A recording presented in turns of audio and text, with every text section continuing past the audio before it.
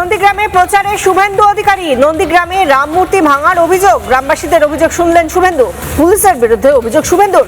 বন্ধ হবে না রামনবমীর পুজো, নতুন মূর্তিতে পুজো হবে, নিরাপত্তা বৃদ্ধিতে লাগানো হবে সিসি ক্যামেরা।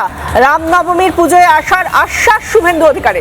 ভগবান রামের অপমান, জিহাদিদের বিরুদ্ধে, মৌলবাদের বিরুদ্ধে ভগবান রামের হায় হায়, মৌলবাদের বিরুদ্ধে, জঙ্গিবাদের বিরুদ্ধে, হিন্দু হিন্দু ভাই ভাই, হিন্দু হিন্দু, হিন্দু হিন্দু, জয় জয় শ্রীরাম। অবিলম্বে দুষ্কৃতকারীদের গ্রেপ্তার করতে হবে, জিহাদি মুক্ত বাংলা গড়তে হবে। নন্দীগ্রাম থেকে জিহাদিরা হাত গুটাও, নন্দীগ্রাম থেকে জিহাদিরা হাত গুটাও। ভগবান রামের অপমান।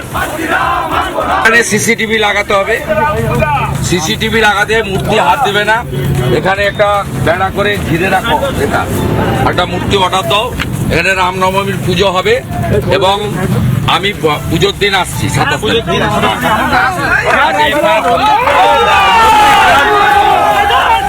রামনবমী উৎসবে হিন্দু হিসেবে নিধি দেওয়া থেকে শুরু করে যা করো সব আমি করি।